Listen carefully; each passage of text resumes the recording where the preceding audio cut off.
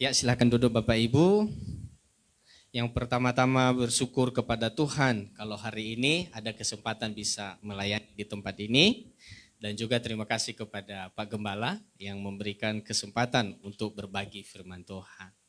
Bapak Ibu yang dikasihi oleh Tuhan, Pak Gembala ini adalah sekarang di kampus bersama-sama melayani ya, sebagai Ketua BEM, ya, Badan Eksekutif Mahasiswa.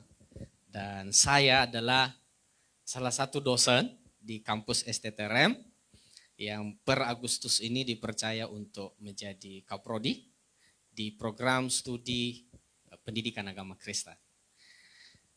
Sebelumnya pernah melayani di gereja, ya, sebagai gembala pernah, sebagai asisten gembala pernah, ya, sebagai kepala kantor juga pernah. Dan akhir-akhir ini saya mengabdi atau lebih fokus untuk melayani di bidang pendidikan, yaitu di STT. Jadi saya klarifikasi dulu itu, saya belum pendeta, masih penginjil. Ya. Tapi kenapa kalau PS itu ditulis, kalau saya diundang khotbah selalu ditulis PS? Oh, saya tahu, singkatannya itu adalah pengkhotbah sekarang. Ya, jadi tidak apa-apa ya, itu pengkhotbah sekarang ya. Nah, nanti mungkin kita lebih banyak kalau bercerita yang lain ya. Kampus kami di STT itu selalu menyediakan beasiswa bagi yang mau kuliah. Ya, selalu menyediakan beasiswa untuk anak-anak S1 itu setiap tahun kita sediakan untuk 70 anak-anak. Boleh lebih kalau mau datang ya, dengan mengikuti persyaratan yang ada. Nah, itu promosi dikit ya Pak. Walaupun Bapak alumni, ada juga ya mahasiswa S2 ya, sedikit promosi nggak apa-apa. Ya. Nah, Bapak Ibu hari ini kita belajar bersama. Saya dikasih tema itu adalah janji Tuhan tentang kekuatan. Lalu saya berpikir, apakah di sini orang sudah mulai lemah sehingga mau menagih janji Tuhan itu? Atau sudah mulai letih atau lesu? Lalu saya berpikir ayat mana yang sesuai dengan tema tersebut. Karena itu Bapak Ibu kita buka dari Yesaya pasal 41 ayat 8 sampai 13.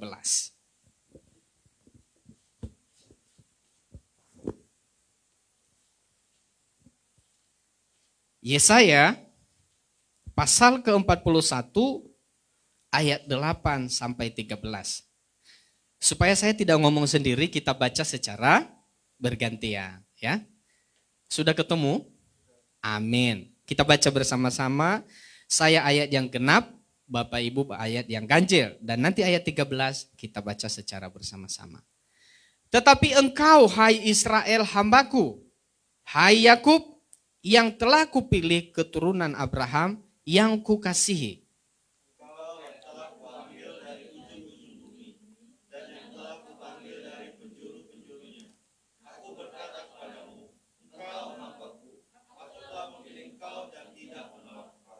Janganlah takut, sebab aku menyertai engkau.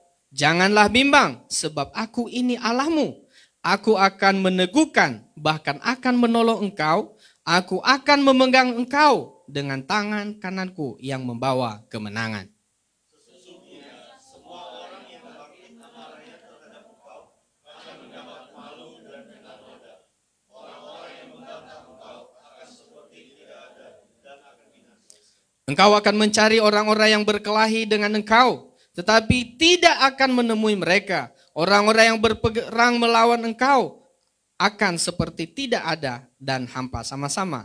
Sebab aku ini Tuhan Allahmu, memegang tangan kananmu dan berkata kepadamu, janganlah takut, akulah yang menolong engkau. Bapak Ibu Saudara yang dikasihi oleh Tuhan, tidak ada satupun manusia di dunia ini yang tidak pernah mengalami yang namanya rasa takut. Rasa takut itu memang salah satu insting manusia. Salah satu insting yang dimiliki oleh manusia. Maka kalau seseorang mengatakan saya tidak pernah takut apapun, perlu diselidiki. Jangan-jangan itu bukan manusia. Ya.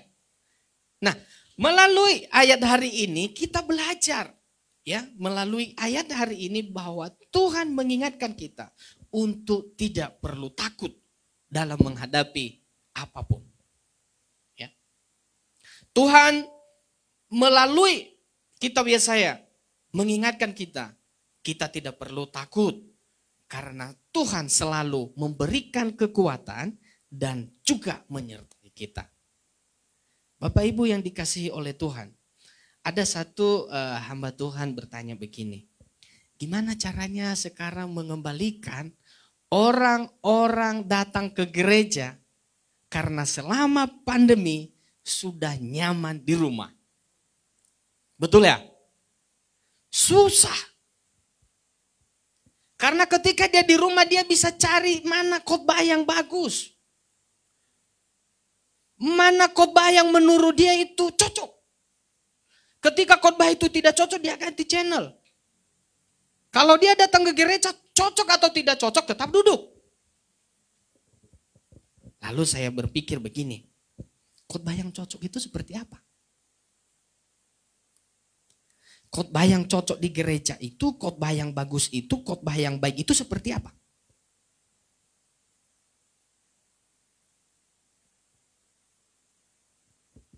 Cocok kalau saya mau. Cocok kalau sesuai yang saya inginkan. Tapi tidak cocok kalau tidak sesuai dengan yang saya inginkan. Sehingga ketika mendengar khotbah dan khotbah itu dia lihat ada terjadi di tetangganya atau saudaranya, malah langsung dia pikir cocoknya ke dia. Ya kan? Harusnya dia datang hari ini. Atau ketika dia lihat sesama yang ada di gereja ada khotbah tentang teguran, dia lihat temannya. Itu buat lo. Betul ya? Lalu bagaimana caranya mengembalikan orang-orang ini ke gereja? Menurut saya tidak ada kiat jitu. Kalau dia orang Kristen yang baik dan benar, maka dia tahu bahwa orang Kristen itu hidupnya adalah bersekutu. Amin. Bersekutu. Jadi nggak perlu dia ditarik-tarik lagi ke gereja. Kalau dia sifat dasarnya adalah manusia yang berkarakter Kristus, pasti datang untuk bersekutu. Coba seperti hari ini, saya senang sekali. Tadi ibadah itu meriah ya, meriah sekali, semangat sekali. Ketika udah di sini pasti udah nggak ada lagi rasa takut. Lalu saya lirik di belakang, berapa orang sih? Itu ternyata banyak juga ya. Karena suasananya itu kayak KKR. Ya. Siapa yang tidak pernah ibadah Zoom di rumah? Siapa yang tidak pernah ibadah di YouTube di rumah? Di sini pernah kan? Beda kan? Kalau di rumah kan sambil dengar YouTube-nya bisa bikin kopi. Ya kan? Bisa bikin kopi. Habis itu bisa baring. Kalau udah jam 11 bisa pesan makanan lewat GoFood. Habis ibadahnya langsung makan. Ya, nyaman kan? Nyaman. Lalu, apakah janji Tuhan yang hari ini kita bicara bersama-sama adalah seperti itu? Tuhan tidak pernah menghendaki manusia itu hidup seorang diri. Tuhan selalu ingin manusia itu hidup bersekutu. Ya. Kenapa kitab Yesaya ini disuruh oleh Tuhan Nabi Yesaya untuk menguatkan orang-orang Israel pada zaman itu? Karena orang Israel sedang berada dalam rasa takut.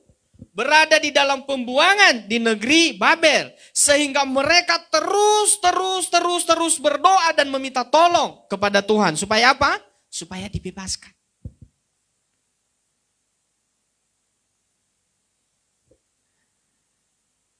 Ada satu orang mengatakan begini, berdoa itu tidak harus bareng-bareng. Benar ya? Karena firman Tuhan berkata, kalau kamu berdoa, masuk ke dalam kamar, tutuplah pintu dan berdoalah. Jadi ada orang yang mengatakan tidak harus ke gereja. Sendiri pun boleh. Tapi saya mau katakan begini, kalau bersama-sama itu jauh lebih baik. Ya, itu jauh lebih baik. Lalu kita lihat orang Israel. Melalui Nabi Yesaya, Tuhan meminta agar bangsa Israel tetap setia dan percaya bahwa Tuhan menolong mereka. Ya. Dan Tuhan akan mengirimkan seorang pembebas bagi umatnya yang berasal dari timur. Tetapi apakah itu cepat terjadi, Bapak Ibu? Tidak. Nubuatan itu terjadi 150 tahun. Bahkan sebelum Raja Koresi lahir. Dan akhirnya Raja Koresi itulah yang melepaskan orang Israel dari tangan Nebukadnezar. Bapak Ibu yang dikasihi oleh Tuhan. Kalau kita lihat di sini. Orang Israel sedang berada di dalam ketakutan. Sudah dikatakan tidak punya pengharapan. Di dalam penjajahan. Tetapi Tuhan berjanji. Bahkan 150 tahun yang lalu. Maka Tuhan berkata, kalau kamu setia dalam menunggu janji itu, kamu akan dibebaskan. Hari ini kita belajar 3 poin daripada ayat ini. Ya, 3 poin. Tidak boleh lama-lama, 3 poin itu cukup. Ya. Yang pertama, Tuhan setia pada janjinya. Bapak Ibu, orang yang berpegang teguh pada janji Tuhan akan mengalami ketenangan dan kekuatan dalam menghadapi masalah. Itu yang Tuhan minta dari kita. Orang yang selalu berpegang teguh pada janji Tuhan akan mengalami ketenangan dan kekuatan dalam menghadapi situasi apapun. Bapak Ibu yang dikasihi oleh Tuhan, ini sangat penting bagi kehidupan kita sehari-hari. Terkadang kita di dalam hidup itu mudah sekali menyerah. Apalagi sekarang di saat kondisi yang saat ini. Sudah hampir 3 tahun pandemi ini belum menentu. Habis COVID-19 ada Delta. Habis Delta ada Omikron. Habis Mikro. Tante maksudnya. Sekarang masih ada. Bahkan setiap hari naik jumlahnya. Sudah mulai banyak orang yang putus asa. Sudah mulai ada orang yang panik. Ya. Saya tidak tahu di sini ada orang-orang yang mengikuti perekonomian. Sekarang ini naik turun. Udah pandemi, bahan bakar naik. Iya kan? Ada beberapa orang yang punya mobil udah gak mau naik mobil. Naik motor. Iya kan? Karena yang boleh beli Pertalite masih motor. Kalau pakai mobil harus Pertamax. Sekali isi itu Pertamax katanya bisa sampai jutaan. Wah udah naik motor. Udah gaji dipotong. Udah gaji enggak full. Udah di PHK. Udah naik lagi BBM-nya. Sehingga orang mulai putus asa. Mulai frustasi. Mulai panik. Akibatnya apa yang terjadi Bapak Ibu? Iman dan imun menurun. Akhirnya terjadilah namanya 3S. Stres, stroke, stop. Ya. Lalu dibilang, itu karena corona. Ya. Banyak orang sekarang ini yang meninggal rata-rata dibilang corona. Nggak tahu kita benar corona atau memang sudah stres. Ya kan? Udah stres dia, udah nggak ada apa-apa, tiba-tiba meninggal. Lalu dibilang itu corona. Bapak Ibu yang dikasihi oleh Tuhan. Tapi bagi anak Tuhan. Ya saya katakan. Bagi anak Tuhan. Yang memegang teguh kepada janji Tuhan.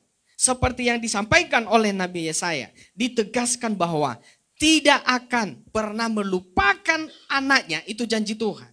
Maka kita tidak perlu mengalami hal yang demikian. Bapak Ibu di sini saya tidak tahu apakah pernah kena COVID. Ada di sini yang pernah? Ada yang akhirnya isoman karena nggak ada ruangan di rumah sakit? Ada? Saya pernah. Pertama sekali Delta itu saya pernah kena COVID. Ya, saya tahu kenapa saya kena COVID. Masalah disiplin, oke. Bahkan dulu di kantor, Kalau saya ketahuan salah satu dari peserta itu naik busway, kamu di rumah itu seminggu. Asal saya ketahuan saja, anak yang ada di kantor itu naik busway, kamu tidak boleh masuk seminggu. Bayangin gimana ketatnya aturan itu. Ya, tidak bisa kemana-mana. Kena juga.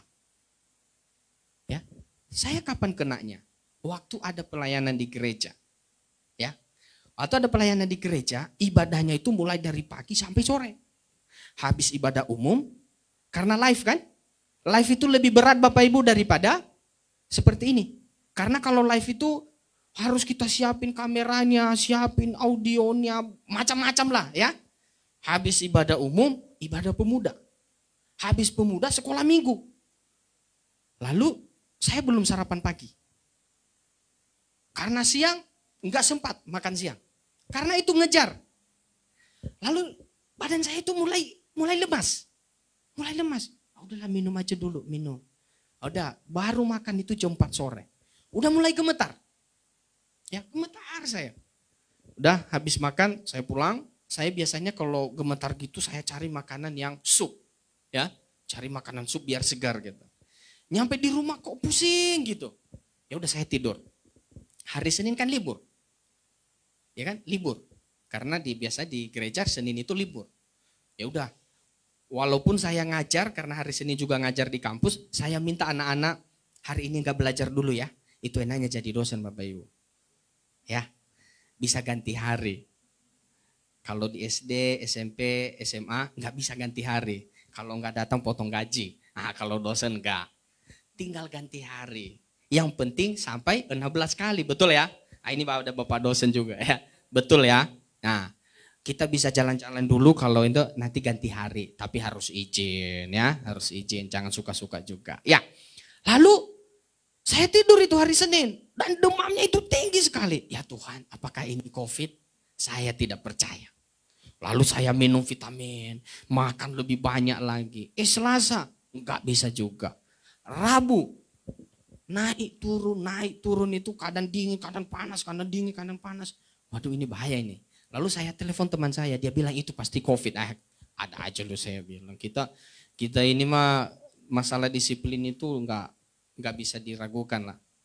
Lalu saya pergi ke rumah sakit Permata Bapak Ibu. Ya. Enggak bisa dirawat di situ. Enggak bisa dirawat. Boleh rawat jalan. Karena rawat jalan, saya bilang saya enggak mau. Saya maunya rawat inap aja. Jadi ada yang ngontrol. Akhirnya ada teman saya bilang, udah kamu ke Cikarang. Bayangin Bapak Ibu, saya tinggal di Jakarta Selatan, disuruh ke rumah sakit Omni Cikarang. Karena di sana katanya ada kamar, dia kenal. Oh ya udah, saya ke sana. Sampai di sana dicek. Tunggu 15 menit, saya COVID. Tahu nggak Bapak Ibu, pertama saya dengar itu, tinggal satu pikiran saya, kapan matinya? Sedih banget. Lalu saya takut kasih di grup. Saya takut kasih ke grup, minta dukungan doa, takut sekali. Sampai malam itu saya nggak bisa tidur dan saya mikir berapa jam lagi. Lalu saya panggil susternya, ini kalau COVID mati nggak sih? Dia bilang tergantung Pak. Oh tergantung lagi.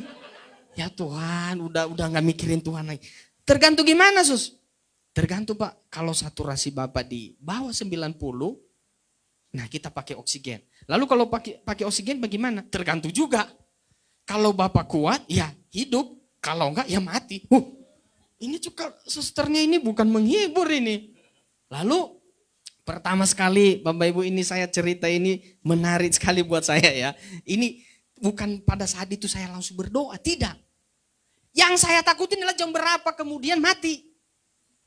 Iya kan? Lalu ini 3 tempat tidur. Maklum ya, awalnya itu dikirain saya itu pasien BPJS. Tahu BPJS ya Bapak Ibu? Berharap pada Yesus saja. Itu BPJS. Artinya kalau nggak ada yang datang ya tunggu Yesus datang. Ya, ini 3 di sana 3. Malam jam 11 di depan saya manggil-manggil suster nggak datang dan alhasil dia kering. Lalu susternya datang, siapa tadi yang pencet bel? 11 sus, dia lihat, oh udah mati. Kayak gitu caranya ngomongnya loh. Oh udah mati. Kaget saya. Cara ngomongnya itu kayak ayam yang mati saja. Udah gak berharga Bapak Ibu. Oh udah mati. Dia panggil temannya, yang ini udah mati katanya. Iya dicek, oh iya udah. Dipanggil dokter yang penanggung jawabnya, oh udah mati. Langsung kan gak dimandiin. Gak dimandiin loh Bapak Ibu. Atau pernah dengar dimandiin kalau COVID? Enggak. Langsung ambil kertas vakumnya, dimasuki, divakum, dibawa keluar. Dokternya bilang, tenang ya tenang, itu sudah biasa. Itu sudah biasa, Bapak Ibu tenang ya tenang. Dari situ saya baru sadar. Baru berdoa, jam 12 malam. Tuhan, kalau memang sudah waktunya, ya mau ngapain lagi? Ya sudahlah. Jam 12 malam itu baru saya kasih di grup. Mohon didoakan, saya COVID dan saya di rumah sakit. Kan gak ada yang kunjungan kan? Mulai dari situ saya terima keadaannya. Dari rasa takut itu berubah menjadi ya sudahlah. Toh sebelumnya juga waktu saya pernah khotbah bilang, saya siap. Kapan saja Tuhan mau panggil saya siap. Ternyata waktu COVID gak siap juga.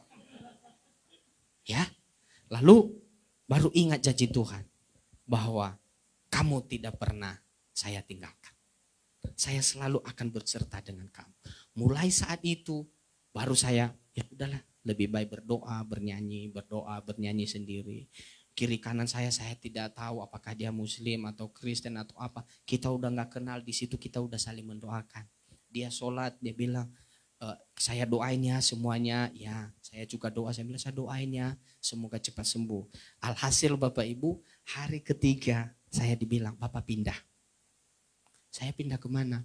Bapak pindah ke bawah. Bapak boleh cek kamar yang Bapak mau. Waduh enak banget. Ya, karena saya turun, saya cek.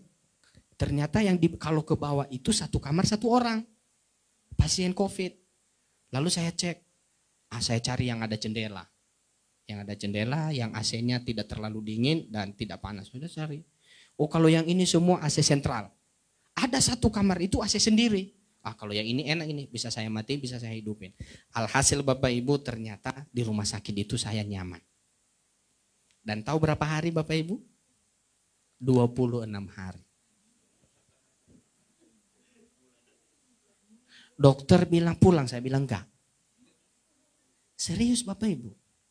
Dokter bilang kalau Bapak mau pulang udah boleh, saya bilang enggak. Dia bilang Bapak ini udah 14 hari, CT-nya udah naik, udah 36 ke atas, boleh pulang karena enggak menular. Enggak, saya tunggu sampai negatif. Udah, saya di rumah sakit terus. Udah negatif pun saya bilang tunggu 3 hari lagi, negatif sekali lagi baru saya pulang. Negatif lagi saya bilang sekali lagi. Dia bilang, ini orang biasanya kalau di rumah sakit pengen pulang. Kenapa Bapak suka di rumah sakit? Saya bilang, saya pastiin benar-benar sembuh. Karena saya nggak mau menularkan ke orang lain. Akhirnya alhasil 26 hari. Itu pun 26 hari itu saya minta harusnya 1 bulan. 4 hari lagi. Cuman ada yang mau masuk Bapak Ibu. Di rumah sakit itu udah ngantri ternyata. Waktu saya keluar saya lihat. Wah ternyata selama 26 hari ini banyak sekali di IGD yang ngantri. Hanya karena saya nggak keluar. Akhirnya saya keluar Bapak Ibu. Nah saat itulah mulai saya tahu bahwa benar apa yang dijanjikan oleh Tuhan. Bahwa Tuhan tidak pernah meninggalkan anaknya. Ya, walaupun kita lupa, walaupun kita nggak ingat di saat-saat menderita. Tetapi Tuhan tidak pernah lupa. Amin. Janji Tuhan yang disampaikan oleh Nabi Yesaya itu bahwa Tuhan tidak pernah meninggalkan kita. Itu kita gunakan.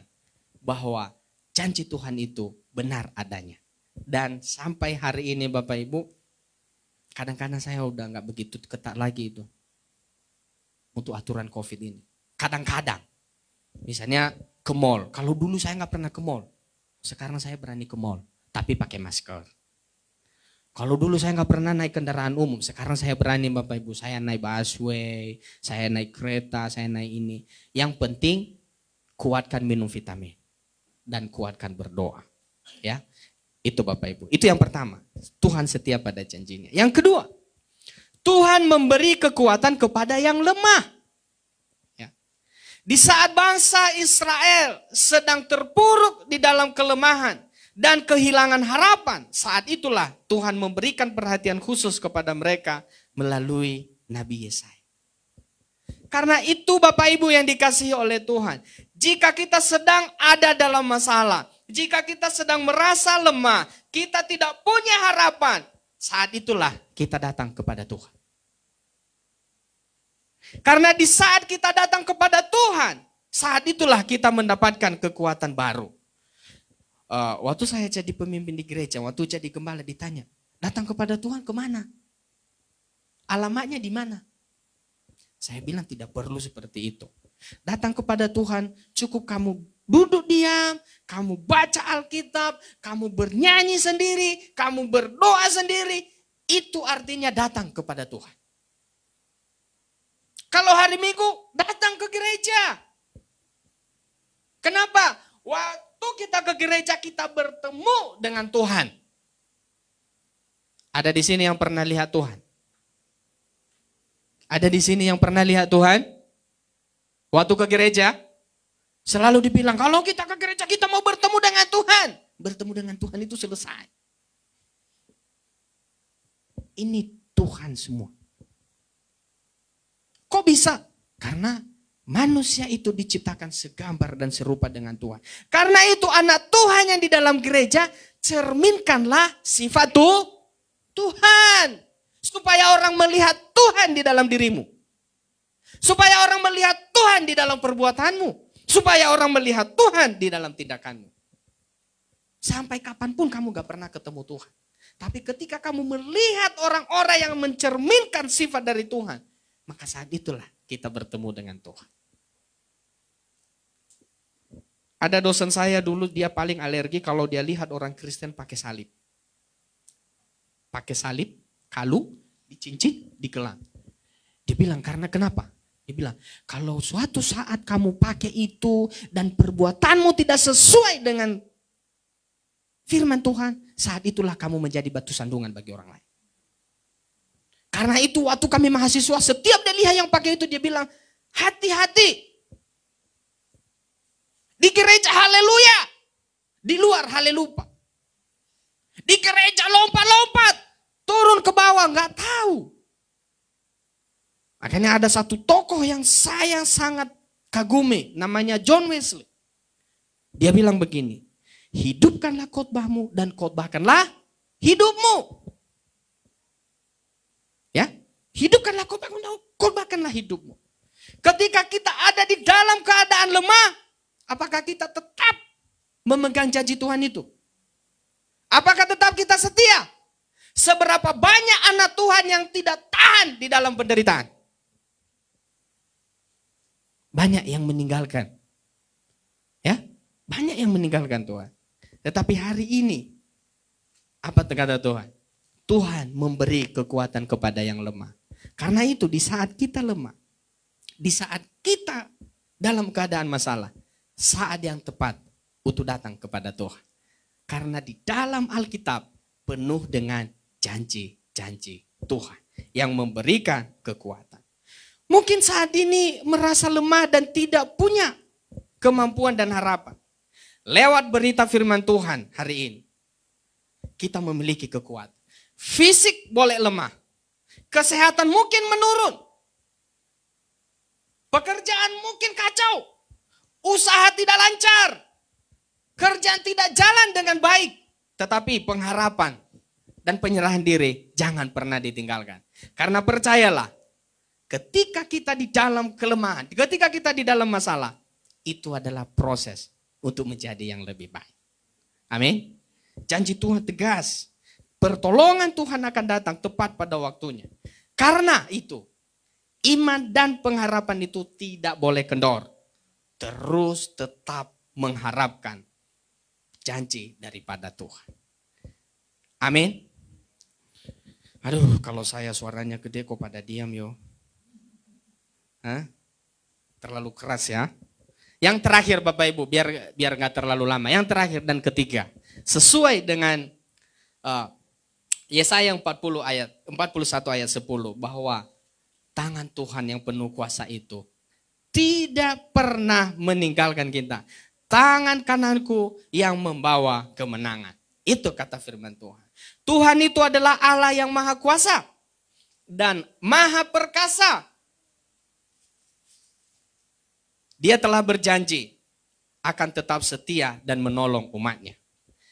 Karena tangannya itu yang berkuasa untuk menghadapi semua apapun, musuh sehebat apapun Tuhan bisa hadapi. Tangan Tuhan bisa tolong.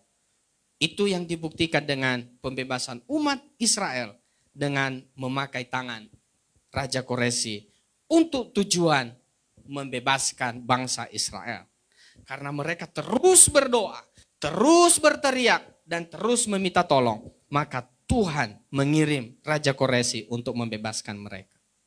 Penting bagi kita Bapak Ibu Saudara yang dikasihi oleh Tuhan.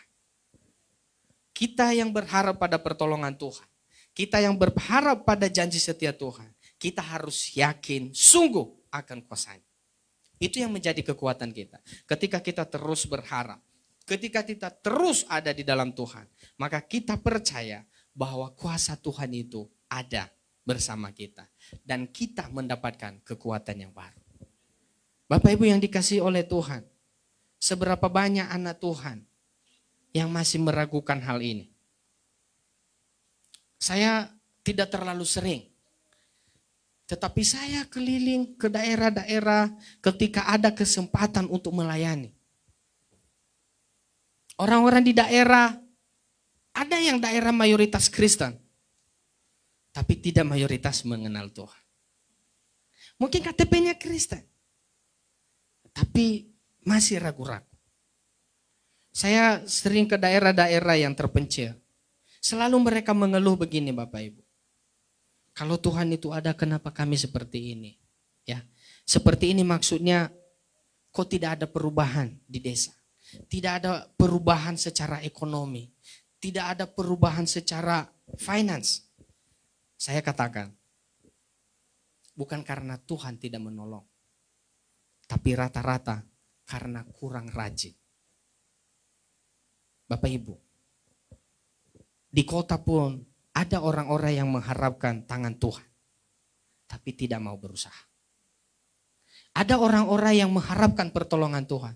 Tapi tidak mau usaha. Ada orang yang sangat yakin dan tetap setia pada janji Tuhan. Tapi tidak mau berusaha. Yang saya mau katakan, tangan Tuhan memang penuh kuasa. Tetapi kalau kita tidak berusaha,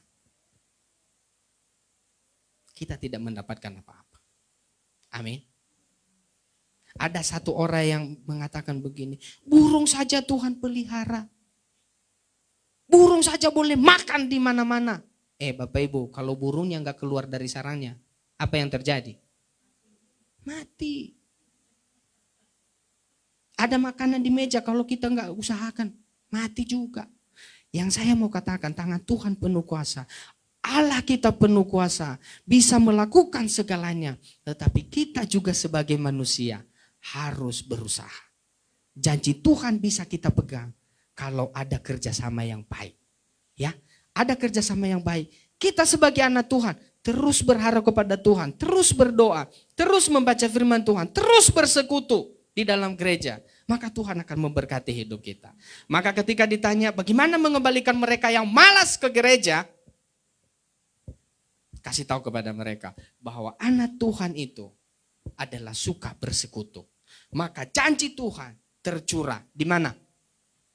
Di saat semua murid-muridnya berdoa secara bersama-sama. Kalau kita lihat sejarahnya, bahwa setiap mujizat itu terjadi di saat anak-anak Tuhan berkumpul dan berdoa bersama. Saat itulah janji dan kemuliaan Tuhan dinyatakan. Amin. Janji Tuhan itu ya dan amin. Karena itu, datanglah kepada Tuhan senantiasa di dalam doamu. Dan teruslah berharap kepadanya. Maka kita akan memperoleh kekuatan yang baru. Amin Bapak Ibu. Tuhan Yesus memberkati. Mari kita berdoa.